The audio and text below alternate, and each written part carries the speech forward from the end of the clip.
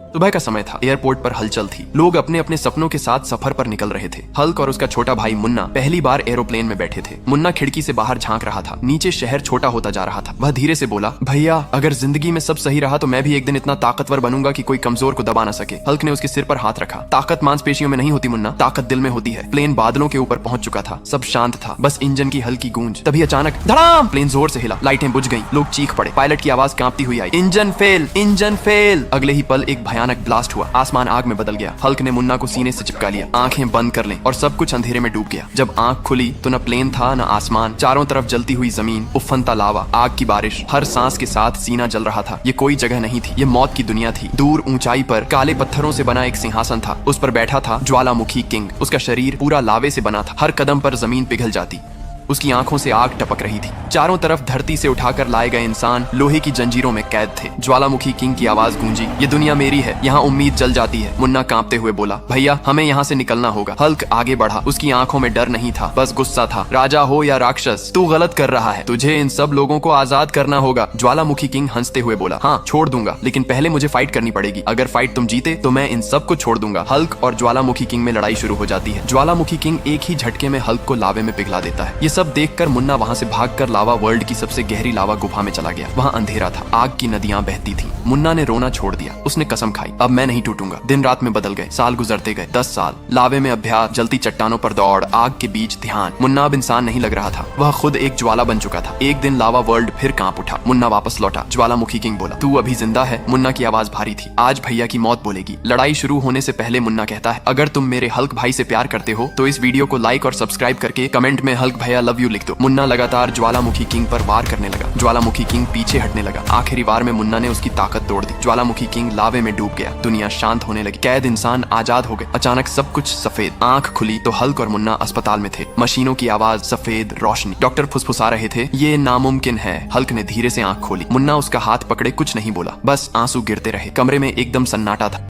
Hulk और उसका छोटा भाई मुन्ना रोज की तरह ऑटो से शहर की बाहरी सड़क पर जा रहे होते हैं। तभी एक पुराने पुल के पास उन्हें एक विशाल होल्डिंग पोस्टर दिखाई देता है। पोस्टर पर लिखा होता है, जो भी उल्लू की दुनिया के सम्राट उल्लू किंग को हराएगा उसे मिलेगा 2 करोड़ रुपए और इस दुनिया का सम्राट बना दिया जाएगा। दोनों भाई एक दूसरे की ओर देखते हैं। बिना कुछ बोले वे उसी रास्ते पर ऑटो मोड़ लेते हैं। कुछ देर बाद वे एक विशाल उल्लू किंग के अखाड़े में पहुंचते हैं। चारों तरफ उल्लू किंग पोस्टर लगे हुए होते हैं। ठंडी हवा और हजारों दर्शक। हल्क और मुन्ना अपनी सीटों पर बैठ जाते हैं कुश्ती देखने के लिए। घोषणा होती है, पहला मुकाबला शैडोबाज बनाम उल्लू किंग। लड़ाई शुरू होती है। शैडोबाज पूरी ताकत से हमला करता है, लेकिन उल्लू किंग एक ही दांव में उसे जमीन पर पटक देता है। पूरा अखाड़ा सन्न रह जाता है। शैडोबाज वहीं गिर जाता है। मुकाबला खत्म। उल्लू किंग एकदम राक्षसों की तरह हंसता है और बोलता है, मेरा मन अभी भरा नहीं है, कोई और है जो मुझसे टकराए। तभी भीड़ से आवाज आती है, हल्क, हल्क लड़ेगा। हल्क खड़ा होता है। मुन्ना उसे रोकना चाहता है, लेकिन हल्क मुस्कुरा देता है। दोनों आमने सामने आते हैं। लड़ाई शुरू होती है। हल्क पूरी ताकत लगाता है, लेकिन उल्लू किंग की ताकत अलग ही लेवल की होती है। एक जबरदस्त दांव में वह हल्क को जमीन पर गिरा देता है। अखाड़े में खामोशी छा जाती है। मुन्ना दौड़कर अपने बड़े भाई के पास जाता है। आंखों से आंसू बहते हैं। वह रोते हुए कहता है, भैया मैं कसम खाता हूँ आपकी हार बेकार नहीं जाएगी, मैं जरूर बदला लूंगा। अगले दिन से मुन्ना अफ्रीका के खतरनाक जंगलों में जाता है। वह जंगल के बीच छुपी एक गुफा में रहने लगता है। हर शेर, हाथी जैसे खतरनाक जानवरों के साथ अभ्यास करता है और रोज जंगलों की जानवर से शर्त लगाकर दौड़ता था। दिन रात सिर्फ ट्रेनिंग, दर्द और यादें। ऐसे करते करते पूरे 9 साल बीत जाते हैं, लेकिन हर रात वह अपने भाई को याद करके चुपचाप रोता रहता है। एक दिन मुन्ना वापस शहर आता है। उसी जगह एक नया पोस्टर लगा होता है, आज जो उल्लू किंग को हराएगा वही बनेगा उल्लू किंग की दुनिया का नया किंग। मुन्ना के सीने में बदले की आग जल उठती है। वह गुस्से में अखाड़े की ओर दौड़ता है। उसकी एंट्री इतनी जबरदस्त होती है कि लोग खड़े होकर चिल्लाने लगते हैं, ये वही मुन्ना है जो अपने भाई का हिसाब लेने आया है। दोनों आमने सामने खड़े होते हैं। लड़ाई शुरू होने से पहले मुन्ना भीड़ की ओर देखकर बोलता है, अगर तुम सच्चे दिल से मेरे भाई को याद करते हो तो लाइक करो, सब्सक्राइब करो और कमेंट में हल्क अमर रहे लिखो। इसके बाद अखाड़े में सन्नाटा छा जाता है और असली लड़ाई शुरू होती है। उसने पूरी ताकत लगाई और उल्लू किंग को उठाकर जमीन में ऐसा पटकता है, उल्लू किंग दोबारा उठ नहीं पाता है और पूरा अखाड़ा शांत हो जाता है। मुन्ना घुटनों के बल बैठ जाता है और अपने भाई को याद करके कहता है, भाई तुम्हारा बदला पूरा हुआ। हल्क और मुन्ना अस्पताल से घर लौटने के कुछ दिन बाद उनको अजीब सपने आने लगते हैं। हर रात उन्हें गहरा समंदर, घूमती लहरें और समुद्र में डूबा हुआ जल महल और पूरा नीला शहर दिखाई देता है। मुन्ना एक रात घबरा कर उठता है। भैया, मैंने फिर वही सपना देखा। हल्क गंभीर होकर कहता है, ये सपना नहीं है, ये बुलावा है। अगले दिन दोनों समुद्र किनारे जाते हैं। अचानक समंदर बीच से दो हिस्सों में बंट जाता है। बीच में बनता है एक चमकता हुआ रास्ता और सामने खुलता है एक विशाल जल द्वार। एक आवाज गूंजती है, पृथ्वी लोक के योद्धाओं, अब वाटर वर्ल्ड तुम्हारी परीक्षा लेगा। दोनों भाई बिना डरे उस रास्ते पर चल पड़ते हैं और देखते ही देखते वे पानी के अंदर एक नई दुनिया में पहुंच जाते हैं। वाटर वर्ल्ड चारों तरफ तैरते महल, चमकती नीली जमीन, विशाल समुद्री जीव, यह दुनिया होती है वाटर वर्ल्ड। लेकिन यहाँ की हवा में शांति नहीं, डर छुपा होता है। तभी सामने से एक रहस्यमयी योद्धा आता है, वाटर बुल, वाटर वर्ल्ड का रक्षक। वह कहता है, यहाँ ताकत नहीं, धैर्य राज करता है। और वाटर बुल उन्हें बताता है कि रेड बुल पूरी तरह खत्म नहीं हुआ। उसकी शक्ति 3 दुनियाओं में बढ़ चुकी है, अग्निलोक, वाटर वर्ल्ड और एक आखिरी दुनिया जिसे कोई नहीं जानता। अगर वाटर वर्ल्ड गिर गया तो तीनों दुनियाएं तबाह हो जाएंगी। तभी अचानक वाटर वर्ल्ड में समुद्री राक्षस ब्लैक बुल हमला कर देता है। लहरें आसमान तक उठ जाती हैं, महल टूटने लगते हैं। हल्क पूरी ताकत से लड़ता है, लेकिन पानी में उसकी शक्ति धीमी पड़ जाती है। मुन्ना आगे बढ़ता है, आंखें बंद करता है और मुन्ना अपनी असली ताकत को याद करता है, धैर्य, भरोसा, भाईचारा। मुन्ना पानी को रोकने की कोशिश नहीं करता, वह उसके साथ बहने लगता है। धीरे धीरे पानी उसकी बात मानने लगता है। एक ही बार में वह ब्लैक बुल को समंदर की गहराई में भेज देता है। पूरा वाटर वर्ल्ड शांत हो जाता है। वाटर बुल घुटनों पर बैठ जाता है। आज से तुम वाटर वर्ल्ड के रक्षक हो। तभी पानी के बीच रेड बुल की डरावनी हंसी गूंजती है, हे पृथ्वी लोक को योद्धाओ, 2 दुनियाएं देख ली, तीसरी दुनिया में आओगे तो लौट पाओगे या नहीं, ये देखेंगे। अचानक सब कुछ घूमने लगता है। हल्क और मुन्ना की आंखें खुलती हैं। वे अपने कमरे में होते हैं, लेकिन मुन्ना के हाथ से पानी की बूंदें टपक रही होती हैं। हल्क धीमे से कहता है, भाई, ये सपना नहीं था। आखिर तीसरी दुनिया में हल्क और मुन्ना जाएंगे तो क्या लौट पाएंगे या देखने के लिए अभी चैनल को सब्सक्राइब कर लो, जिससे कि आगे की दुनिया मिस ना हो।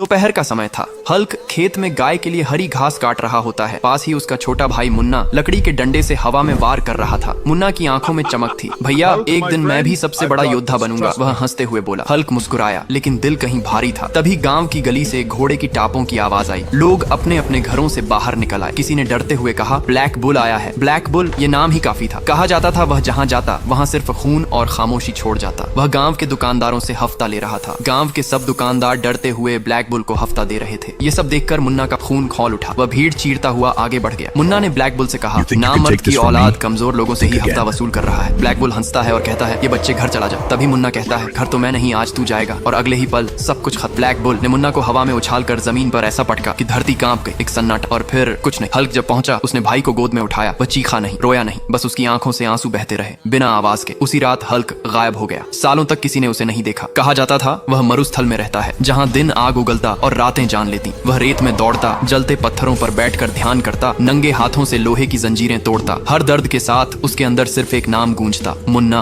पूरे 9 साल बीत गए। एक दिन ब्लैक बुल ने पूरे गांव में ऐलान करवाया कि अगले दिन गांव में एक बहुत बड़ी कुश्ती होने वाली है। अगर कोई पहलवान मुझे हराएगा तो मैं गांव में से किसी से भी हफ्ता वसूल नहीं करूंगा। लेकिन एक शर्त थी कि जगह सूखा रेगिस्तान। जीतने वाला राजा कहलाएगा, हारने वाला जिंदा नहीं बचेगा। ब्लैक बुल सूखे रेगिस्तान के अखाड़े में दहाड़ रहा था। सबसे पहला मुकाबला होता है रेड बुल और ब्लैक बुल में। दोनों में लड़ाई शुरू होती है। तभी ब्लैक बुल रेड बुल को ऐसा मारता है जिससे कि उसके प्राण पखेरु उड़ गए। देखने आए लोग कहाँ उठे, तभी दूर से आंधी उठी। रेत के बीच एक परछाई चलती हुई आई। वह हल्क था। आंखों में न गुस्सा था न डर, सिर्फ अधूरी कहानी का अंत। लड़ाई शुरू हुई। ब्लैक बुल ने वार किया। हल्क गिरा, लेकिन उठा, फिर गिरा, फिर उठा। और तभी कहानी सुनाने वाला बोला, भाइयों, अगर तुम चाहते हो हल्क जीते तो अभी लाइक और सब्सक्राइब करो। हल्क की आंखों में मुन्ना की मुस्कान चमकी। उसने पूरी ताकत लगाई और ब्लैक बुल को उठाकर जलते रेगिस्तान में दे मारा। और फिर शांति। हल्क बैठ गया। रेत पर गिरते आंसुओं ने आग बुझा दी। आज बदला पूरा हुआ था, लेकिन भाई की कमी हमेशा रहेगी।